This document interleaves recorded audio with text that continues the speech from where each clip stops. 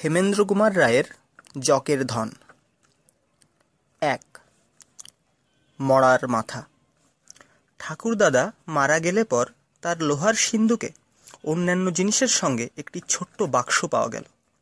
সে বাক্সের ভেতরে নিশ্চয়ই কোনো দামি জিনিস আছে মনে করে মা সেটি খুলে ফেললেন, কিন্তু তার মধ্যে পাওয়া গেল শুধু একখানা পুরানো পকেট বুক আর একখানা ময়লা কাগজে মোড়া কি একটা জিনিস।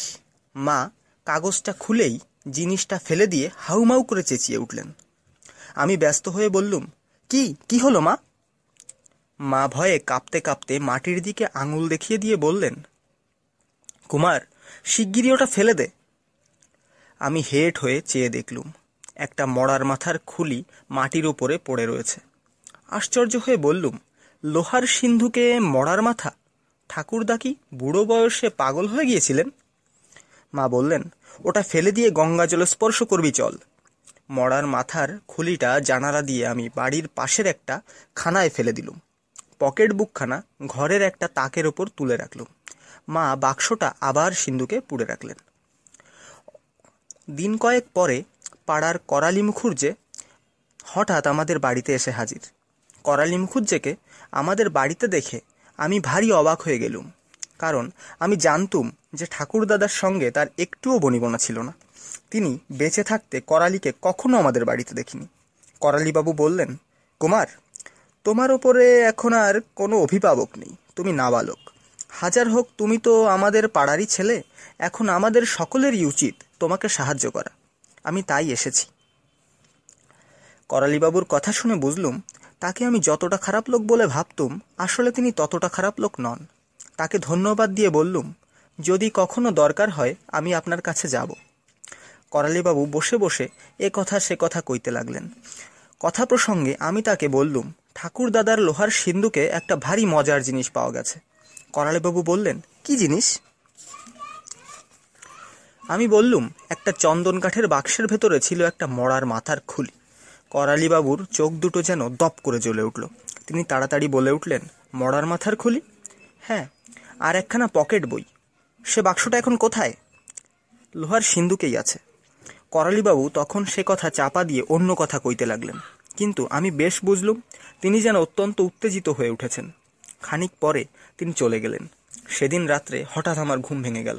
শুনলুম আমার কুকুর বাঘা ভয়ানক চিৎকার করছে। বিরক্ত হয়ে 2-4 বার ধমক দিলুম, কিন্তু আমার সাড়া পেয়ে বাঘার উৎসাহ যেন আরও বেড়ে উঠল। সে আরও জোরে চেঁচাতে লাগলো।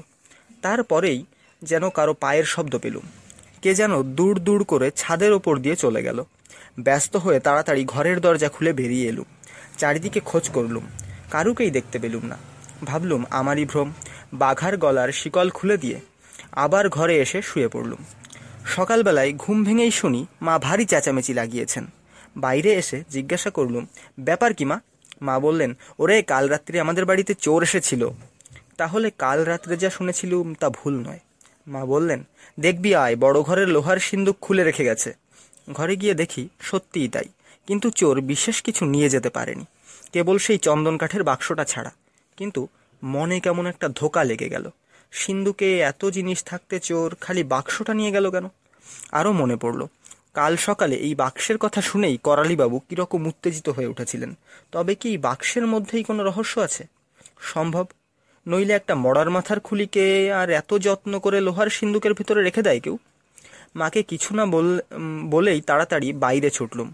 বাড়ির পাশের খানাটার মুখে গিয়ে দেখলুম মরার মাথার খুলিটা একরাশ জঞ্জালের ওপরে কাত হয়ে পড়ে আছে।